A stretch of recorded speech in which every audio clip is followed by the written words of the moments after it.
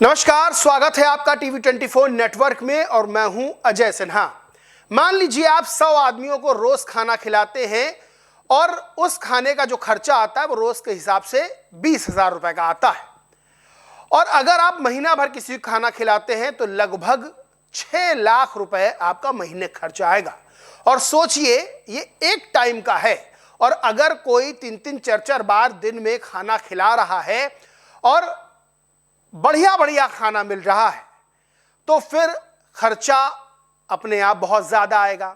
और क्या कोई 1,000 रुपए रोज का कमाने वाला या 2,000 रुपए रोज का कमाने वाला इतना खर्चा कर सकता है? अब आप सोच रहे होंगे ये मैं कौन सी बात कर रहा हूं, कौन सी हिसाब किताब लगा रहा हूं।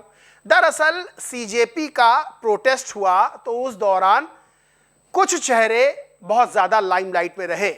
अभिजीत दीपके हों या फिर सीजेपी के प्रवक्ता हों, या फिर 3-4 और लोग। इन्हीं में से एक मोहम्मद जुनैद खान, ये नाम और ये चेहरा बहुत ज्यादा चर्चा में रहा। ये मान लीजिए कि सीजेपी के फूड मिनिस्टर ये रहे।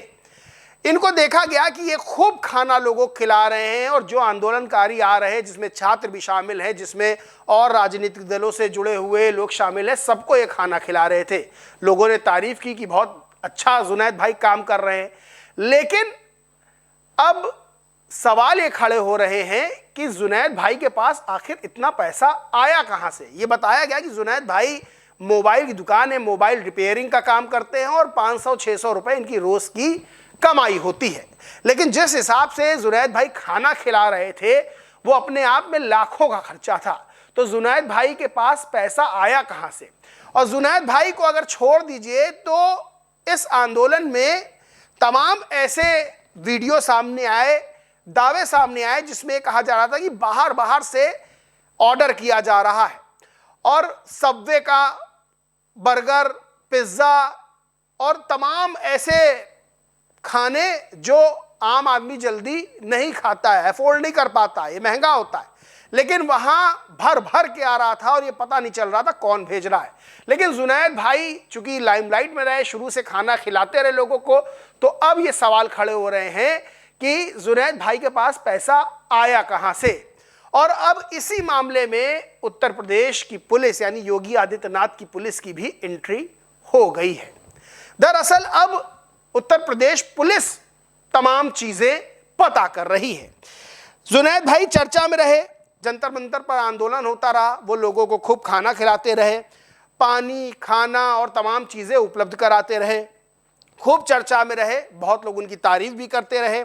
लेकिन अब इनकी मुश्किलें बढ़ती हुई नजर आ रही हैं, क्योंकि इनका जो गांव है मसूरी थाना क्षेत्र का नाहल गांव, जहां ये रहते हैं, इनका परिवार रहता है, वहां अब पुलिस पहुंची और पुलिस ने तमाम पूछताछ की है। जुनैद खान का यह भी कहना है कि पुलिस ने हमको डिटेन किया था, पूछताछ हमसे की। इनके पिता है मुस्तफा, उनका आरोप है कि यूपी पुलिस उनके परिवार रिश्तेदारों को पूछताछ के नाम पर लगातार परेशान कर रही है, और पुलिस ने पिछले दिनों में उनके घर पहुंचकर पूछताछ की और घर वालों से दस्तावेज की जानकारी भी ली। इनके पिता कहना है कि मेरा बेटा कोई गलत काम नहीं कर रहा है, लोगों की सेवा कर रहा था, बचपन से ही लोगों की सेवा कर रहा है और जंतर मंतर भी सेवा कर रहा था। लेकिन पुलिस पहुंचती, आधार कार्ड, पैन कार्ड, पासबुक समेत तमाम दस्तावेजों की जानकारी लेती है। जाहिर सी बात है जानकारी ली जाएगी, इसलिए क्योंकि जुनैद खान कोई करोड़पति तो है नहीं कि बहुत पैसा उनके पास बरस रहा हो और वो खाना खिला रहे हैं। भाई पैसा कहां से आ रहा है, ये सोर्स भी तो जाना जाएगा। तो जाहिर सी बात है पुलिस ये पता कर रही कि जुनैद भाई के पास इतना पैसा आया कहां से जो वो लंगर चलवा रहे थे, जो वो भंडारा करवा रहे थे। अब इस मामले में जब पुलिस जांच पड़ताल कर रही है तो जुनैद और जुनैद के परिवार वाले तमाम तरह के आरोप भी लगा रहे हैं, लेकिन लोग भी सवाल खड़े कर रहे हैं। सुधीर मिश्रा नाम के ट्विटर यूजर है, लिखते हैं जुनैद भाई मसीहा, फरिश्ते, अल्लाह के बंदे, सब कुछ ठीक है, लेकिन जुनैद भाई जंतर मंतर पर 10,000 लोगों को खाना खिला रहे थे, यही नहीं फास्ट फूड जो खाओ सब हाजिर। उन्होंने खुद बताया गाजियाबाद में रहते हैं, दिल्ली के शाहदरा में 500-600 रुपए कमाकर परिवार चलाते हैं।